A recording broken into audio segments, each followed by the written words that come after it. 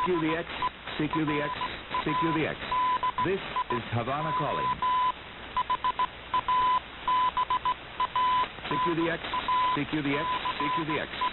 This is Radio Havana calling all shortwave listeners on Radio Havana. Welcome to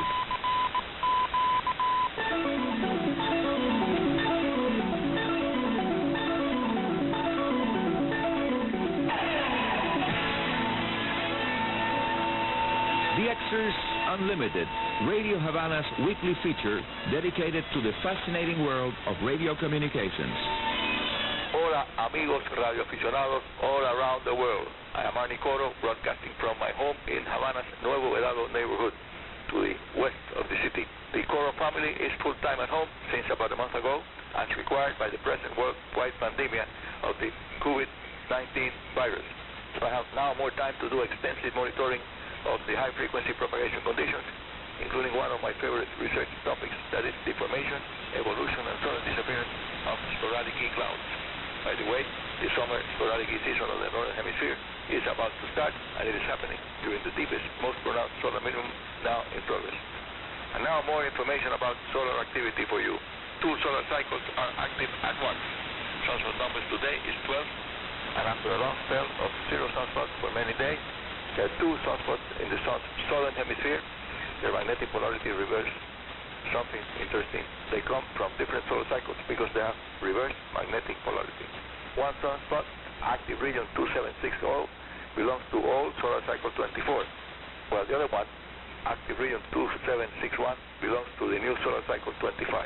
We know this because of Hale's polarity law. Active region 2760 is plus-minus polarity, while active region 2761 is minus-plus polarity reverse signs, marking belonging them to different cycles. This is actually normal according to heliophysicists. Solar cycles always overlap at their boundaries, bringing solar minimum with a mixture of old and new cycle sunspots, something like today. They pop up simultaneously. We must see more information about combinations in the month ahead as we slowly sail through one of the deepest solar minimums in the century, the minimum of solar cycle 24. The simultaneous appearance of 2 solar cycles suggests a type of temporary balance. In fact, the tipping point may have already been reached. So far this year, there have been 7 number sunspots only 7 for the whole year. 5 of them belong from cycle 25. This compares to only 17 in 2019 and 0 in 2018. Slowly but surely, solar cycle 25 is coming to life, and solar cycle 24 is vanishing. Amigos, here is now item 2 of today's DXers Unlimited, protecting your radios from transients induced into the antenna system, part 2. As I said in part 1 of this topic some time ago, it is nice to have add-on to any receiving site a receiver protection unit to protect sensitive high-frequency and VHF receivers from high levels of radio frequency that may come, especially when one is using large-size antenna systems. Although, as a matter of fact, I would say that receiver front-end protection should be provided at all locations where an external antenna is used or not. As also explained in part 1 of this topic, in the particular case of multi-station radio amateur contest groups, where receiver damage may occur from high-power transmitters operating at the same or adjacent frequency bands, very near one to the other, it would prove to be quite impossible to keep the multi-transmitters contest station on the air without adding a certain number of very well-designed filters that separate the signals and protect the radios. And of course, protection is essential for software-defined radio operators wanting to run receivers 24 hours a day, 7 days a week, unattended, as the protection unit will divert electrostatic charges and near lightning surges to ground. Now, how do they work? This is a very complicated circuit, and it uses just passive circuit elements. The typical present-day, well-designed and built protection unit has to include 3 levels of protection against overpower damage caused by nearby transmitters, electrostatic charge on the antenna, and also nearby lightning surges. Now let me add that nothing will save your equipment connected to an external antenna from a direct impact of a lightning bolt. You cannot save anything. Everything will go like cold. Trust me. So amigos, China, if it is electric, will destroy practically all electronic equipment along the path to ground of the super high voltage and high current lightning bolt. The first protection element of this device must be a gas discharge tube rated to very high voltage. It must be connected across the antenna input socket. The second device required is an isolation transformer connected between the two input and output sockets. This isolates the output socket from any electrostatic charges on the input socket.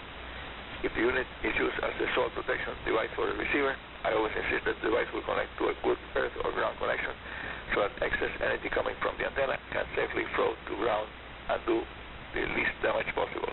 The built-in broadband isolation transformer most important requirement is that it must be designed to saturate with very high frequency power levels so that the following diode limiter can limit the output power to a safe level that protects the input of the receiver. Again, it is a fact that a well-designed front-end protection device will meet very strict operating parameters, little attenuation, and good rejection of frequencies outside the bandwidth. Amigos, let me insist that I cannot explain why designers of highly sophisticated high-frequency VHF receivers, even very expensive ones, and also transceivers that cost a lot of money, do not include the built-in protection front-end that is certainly required to assure the survivability of the equipment. In real professional equipment, we always see the protection elements at the input of the antenna. More Radio Hub-related information coming to you in a few seconds when DXers Unlimited middle of the week edition continues after a short break for station ID. Amigos, this is your favorite shortwave radio station. 59 years on the air, and in a few days from now, on the first day of May of 1961, we went on the air with the name Radio Havana Cuba. Previously, we had been on the air since 24th February 1961 with the name Onda Corta Experimental Cubana. This is Radio Havana Cuba, Manicoro, on the air and on the World Wide Web, providing you with a wide scope of interesting shows. We do QSL, certainly we do QSL, that means we radio hobby jargon, means that we provide you QSL cards when you send your signal reports and comments about our programs to info.rhc@enet.cu. Again, this is the mailing address, info.rhc@enet.cu. Now our next radio hub-related item. According to weather forecasters who specialize in tropical hurricanes, it is expected that the storm season will start on the first day of June of this year, just a few days away, and it is certainly going to be a very active one according to the most recent forecast. That's why it's so important to be prepared to provide assistance during emergencies if you happen to be a licensed radio amateur operator capable of operating on single sideband noise storm. This is why I find it so important to be prepared to provide assistance during such emergencies. All radio amateurs should be prepared for handling emergencies, and if you happen to be a licensed radio amateur capable of operating using SSB or digital modes, well, you are invited to participate in all emergency nets and help with your assistance. Amigos, DXers Unlimited is coming to you from Havana, Cuba, the high-frequency shortwave international broadcast band. We operate on the 25 meters band frequency of 11,760 kilohertz that we started producing during the first test transmissions from the Bauta transmitting site, started during the early February of 1961, 24th of February 1961, the exact date. It is interesting to bring up the fact that Radio Havana Cuba has registered the use of 11760 with the International Telecommunications Union in Geneva, Switzerland, all the way since 59 years in a row. And now, at the end of the show, a reminder, amigos, please send your signal reports and comments to info.rhc@enet.cu. Again, info.rhc@enet.cu, or via mail to Arnie Coro, Radio Havana Cuba, Havana, Cuba. And that's all for today. This is Arnie Coro, Radio Amateur CO2KK, your host here at Radio Havana's DXers Unlimited, saying 73 and very good DX. Thanks, Arnie Coro. DXers Unlimited, heard twice a week on the weekends, and the midweek edition right here on Radio Havana Cuba.